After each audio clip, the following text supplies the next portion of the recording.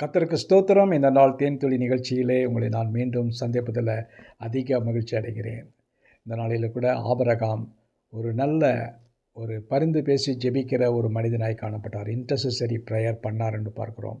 வேதத்தில் ஆதியாகமம் புத்தகம் 19ஆம் அதிகாரத்தில் படிக்கின்ற வேளையில் தேவன் சோதோம் குமாரோவை அழிக்க சித்தம் கொண்டிருந்தார். ஏனென்னு சொன்னால் சோதோம் குமாரனுடைய ஒரு ஒரு ஒரு பயங்கரமான பாவங்கள், அக்கிரமங்கள் தேவனுடைய சன்னதிக்கு வந்தது. தேவன் அந்த சோதோம் குமாராவை அழித்து போட வேண்டும் என்று அவர் முடிவு செய்தார். அந்த நேரத்தில் கூட அந்த தேவதூதர்கள் வந்தார்கள் அல்லவா, அந்த தேவதூதர்கள் லோத்தையும் கையை பிடித்து வெளியில் இழுத்து கொண்டு வந்து, நீ ஜீவன் தப்பித்து கொள்ள பிழைத்து போ என்று சொல்லி அவனையும் அவனுடைய 2 மகள்களையும் மருமக்கமாரையும் அவனுடைய மனைவியும் எப்படியாவது வெளியில் கொண்டு வந்து விட வேண்டும் என்று வெளியில் வருகிறாங்க. இது ஒரு பக்கம் இருக்கும் பொழுது, லோத்து அந்த சோதோம் குமாரா அழிக்கப்படும் பொழுது தன்னுடைய மகள்கள் இருவரையும் மட்டும்தான் காப்பாற்ற முடிந்தது. மனைவியாகிய லோத்து உப்பு தூணானாள். இந்த நேரத்தில் பார்க்கும்போது அவள் திரும்பி பார்த்து உப்பு தூணாய் மாறினாள், பின்னிட்டு பார்த்து உப்பு தூணாக மாறினாள் என்று பார்க்கிறோம். இந்த இடத்துல தப்பி வந்தது லோத்தும் அவனுடைய 2 மகள்கள் தான். அவர்களை குறித்து இந்த அதிகாரத்தினுடைய பின்பகுதியில் சொல்லப்படுகிறது. இந்த இடத்துல மிகவும் முக்கியமான ஒரு காரியம் என்னென்னு சொன்னால், ஆபிரகாம் அந்த சோதோம் குமாராவுக்குள்ள அங்குள்ள மக்களை தேவன் அழிக்க பார்க்கும் பொழுது அவர்களுக்காக பரிந்து பேசினார் என்று பார்க்கிறோம். அந்த இடத்துல ஆண்டவரிடத்தில் அவர் பெரிய ஒரு டீல் போடுறாரு. அந்த இடத்துல பார்க்கும்போது ஃப்ளீட் என்று சொல்வார்கள்.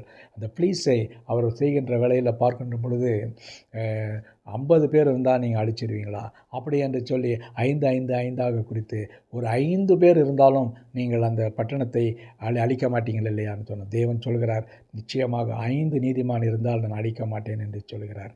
அப்படியாக தேவன் அந்த 5 நீதிமான்கள் மூலமாக அந்த சோதோம் குமாராவில் மற்ற மக்கள் எல்லாரையும் அழித்து அவர்களை தப்பு வைத்தார் என்று பார்க்கிறோம்.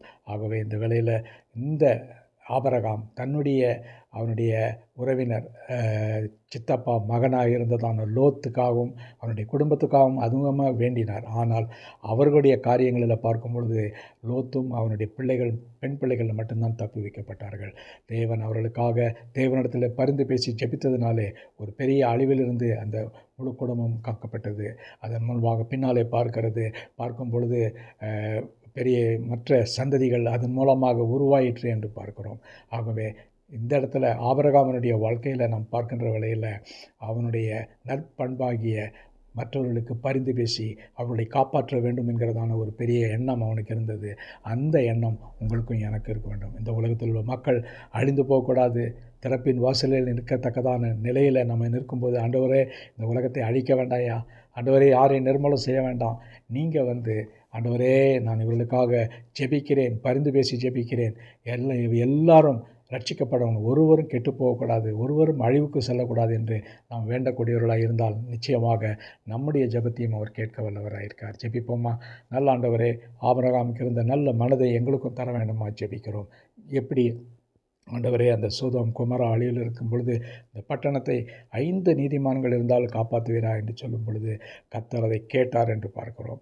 ஆகவே பரிந்து பேசி ஜெபிக்கிற ஜெபத்தில் கர்த்தர் அதில் ஈடுபடக்கூடியவராக இருக்கிறார், பிரியப்பட போகிறார், அதில் பதிலும் தருகிறவராக இருக்கிறார். அதற்காக ஸ்தோத்திரிப்போம். இயேசுவின் நாமத்தில் ஜெபம் கேளும் நல்ல பிதாவே, ஆமேன் ஆமேன். கர்த்தர் உங்களோடு இருப்பாராக. இந்த நாள் உங்களுக்கு ஒரு ஆசீர்வாதமான ஒரு நாளாக அமையட்டும்.